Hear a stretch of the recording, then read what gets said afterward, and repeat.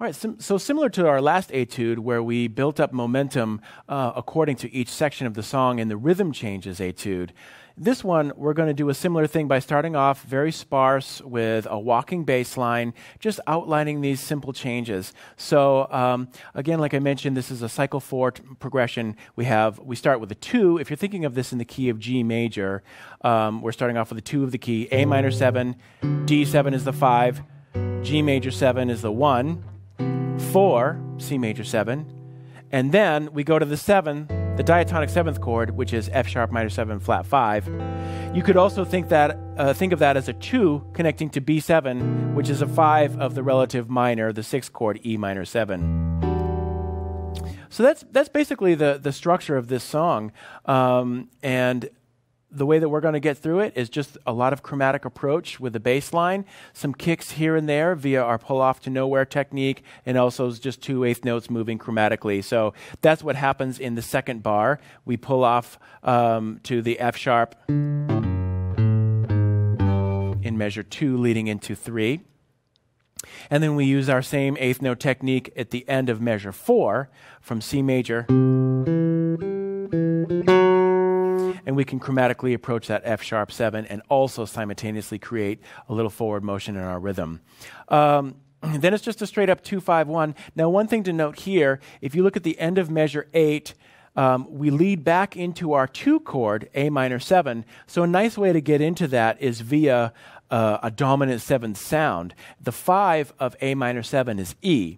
So we can turn that E minor 7 into an E dominant chord, an E7 chord. And we only need to do that on the last 2 or maybe 1 beat prior to that A minor 7. And that's exactly what's happening here. So if we look at measures 7 and 8, we're outlining an E minor 7 with just a straight arpeggio with a bass line.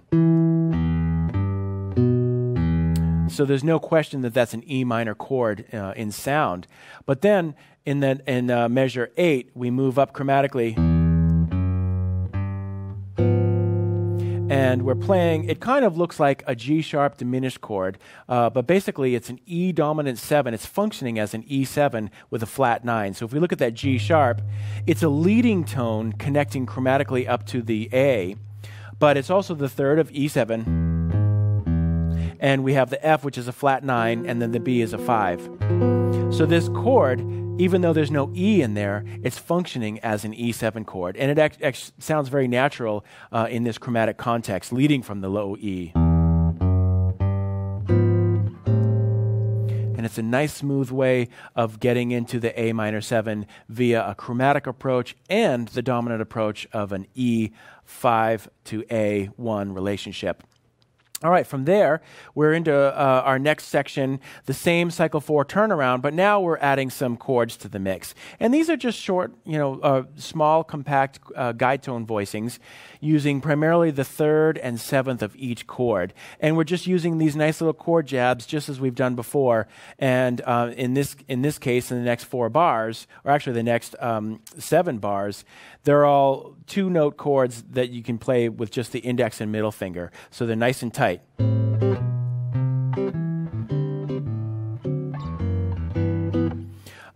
One thing that I like to do that you may want to explore is if you're using like a bar chord type of shape, for example, on the first beat of measure 9, A minor 7, we have 5 and then 5-5 in the tab.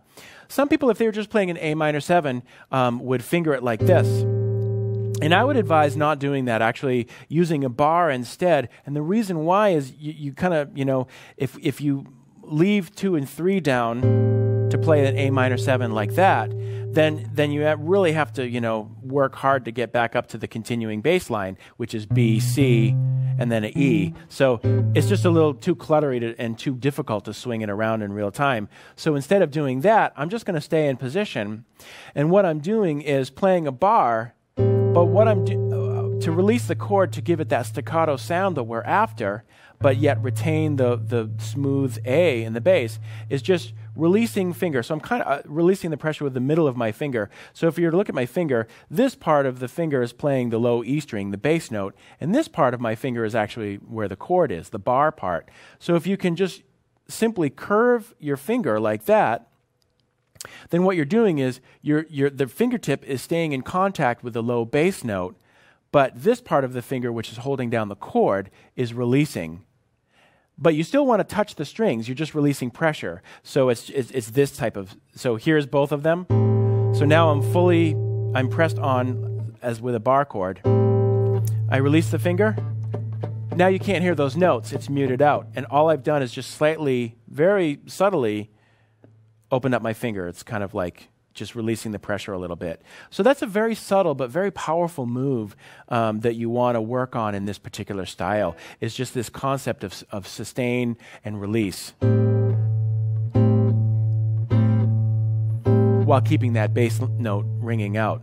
And that's exactly what's happening throughout that measure 9.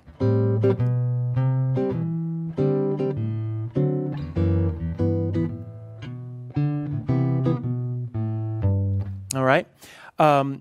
Now, looking at measures 11 and 12, we have this concept of repetition that we've talked about before in previous etudes. And again, that's a very powerful figure that you can utilize in not only your bass lines, but your chord structures. So check out these two bars here. The G major 7 has the exact same rhythmic figure repeated in the C major 7. So we have this from the G. So that's a nice thing to use in your playing. That's followed up by another rhythmic device that's repeated for 2 bars in measures 13 and 14. Now we have the chords appearing off the beat. So in 11 and 12, we had 2 eighth notes on beat 1, which gave us a certain sound, a certain vibe. In 13 and 14, we have a little contrast to that. So it's almost like a question and answer in both of those, or an antecedent and a consequent in terms of our phrase. 13 and 14 now are both on the ands of 1 and 2. And again, you want to make those as staccato as possible. So this is how I'm fingering that from the F sharp minor 7 flat 5 chord in 13. Now you want to use this 1, 2, 3 fingering for a minor 7th chord will work because the second note that we're doing after the F sharp is an open A string. So we don't need to move up here, in other words, whereas in the A minor 7, we were moving in this way. So it didn't make any sense to use this fingering in that case. So this is, again, another hallmark of playing solo guitar or fingerstyle jazz, walking bass lines and chords, is that you have to look at it from all angles because there's no one way to get through a tune. So that's why we're working through all the various corners of this song so you can see all of the possibilities. It's kind of like getting yourself out of a corner in real time, real musical time. So in this case with the F sharp, we will finger it 1, 2, 3. Again, because we don't need to use a finger for the A, and then we can the first finger is right there for the B for our next note. And I can pop 2 and 3 and make it staccato.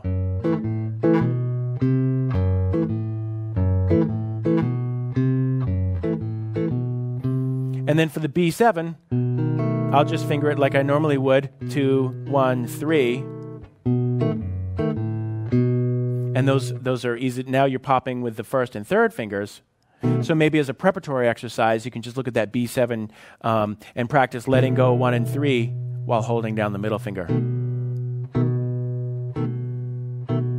And that's exactly what's happening in that measure. And then we resolve it to an E minor 7. Nice little triplet figure chromatically moving down to the C sharp minor 7 flat 5 chord. And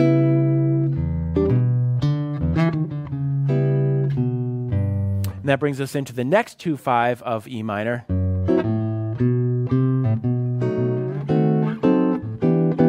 All right, so in beats 3, 4 of measure 18, we're going back to the concept that we saw in measure 8, and that is using a diminished chord over a dominant sound. So if we look at this chord, it's a B7 flat 9. If we were to look at the upper structure of that chord, meaning the 3rd, the 5th, the flat 7th, and the flat 9, those notes would create a diminished 7th chord. So for example, if I played this, that looks like a diminished 7th chord that we all know and love. And you can think of it as an A diminished or a C diminished. It doesn't matter because it's a symmetrical chord built upon minor third intervals. But if we were to play this structure over a B, and then analyze those notes against a B root, you'll see that we have a B7 chord, flat 7, third, 5, flat 9. And we call these 4 notes the upper structure. This would be the upper structure of a B7 flat 9. So that means that we can use any of these diminished shapes, and over a B, they'll all sound like a B dominant chord with a flat 9 extension. So this is a really cool concept to tap into, and we see it at play here in measure 18. We start off with just a very common voicing for a B7, but we add color by moving to a D sharp, the third, and use a diminished structure. So it looks like a D, if you're thinking of this as the root, it looks like a D sharp diminished chord, but really, those are the notes of a B7 flat 9. And then we can move that shape up another 3 frets, a minor third, to F sharp diminished, and again, it's still functioning as a B7 flat 9. And we can use this because it's resolving to a minor chord, in this case, E minor. So instead of just staying on this kind of flat sounding B7 chord, we can move it to some diminished structures, which add a nice little flavor to it, and also chromatically, kind of encircle the E minor 7. So it voice leads really nicely. So those 2 bars are.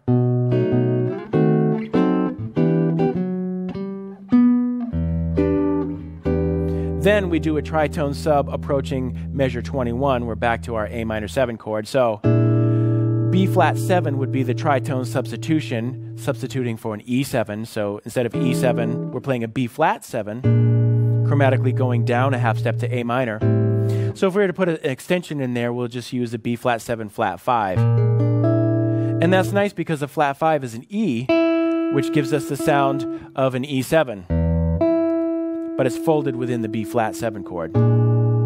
So again, it tells us that something new is coming up. We're not just, resolving to this E minor. And as soon as we do this, we're resolving to somewhere else. We're going somewhere else. So the concept here is that if you were just ending with an E minor 7, then just stick with the E minor 7 voicings that you have. But we're not done with the song yet. So what we need to do is have some sort of a turnaround to get us back to our cycle 4 progression, starting with the A minor 7. So a great way to do that is to kind of add a little musical question mark, and that's what the tritone sub does here. It's like, okay, we're in E minor, but as soon as we do this, that's telling us that we need to go somewhere else. That's unresolved, and sure enough, we can resolve down. And then it's also a nice resolution because you have this common tone of E with those chord voicings. Now in measure 21, we have almost the same exact figure that we saw in 9. So we're going to be barring this. We're adding a third note, the high E, to our chord voicing, but it's still that same barring and release to make those staccato figures. And then we'll go chromatically up this way. Now look what I did with my fingers here. It would make sense to just move up the bass line using the pinky, or maybe even 1, 1, 2, 3, 4. But we always have to look at what we're going to get into in terms of a chord voicing. So our first voicing is actually a C over D for the D7 chord. And the way that I'm going to finger that is using the third finger in the bass. So as we've seen before, I need to chromatically approach that with the third finger. So I can slide into that and then just drop the other fingers in there. So for that reason, on the A minor 7, when I'm moving up, I'm going to finger the bass line like this. 1, 3, 4, and then I'm going to switch positions to 3. So it's kind of it's not a very intuitive move. If you were just playing the bass by itself, you would never go 1, 3, 4, 3. It's awkward. But in this style of guitar, it actually works. You need to do that. So maybe create a little exercise for yourself where you're just playing the bass line, 1, 3, 4, pivot, 3, 3. And that will allow these fingers to be free to grab that next chord voicing. So you're moving from A minor, third finger, into that next D7 voicing.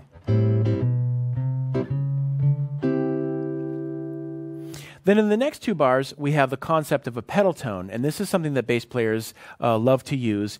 And the pedal tone is just a sustaining note with various chords changing above that one constant, that one static note.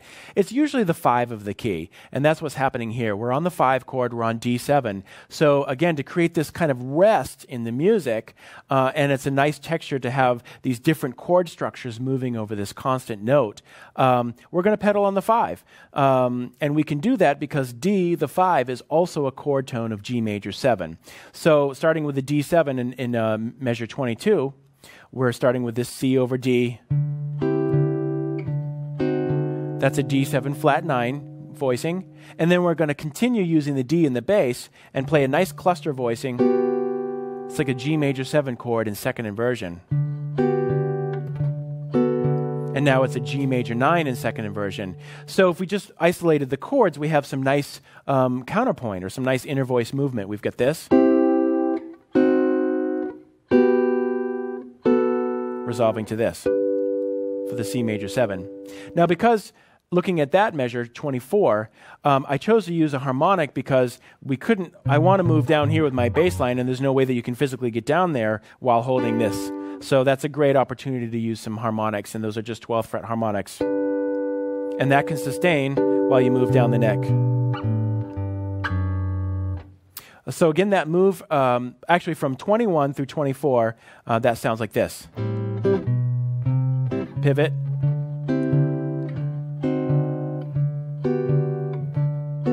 Notice for the G major 9 fingering, I had to switch to my middle finger in the bass. And then we'll go into the C major, harmonics, down. And then I chose to use an open A string to again, get myself into a new position. And then in 25, we have some static, this sort of resting concept with the chord voicing staying in one place. So we have this.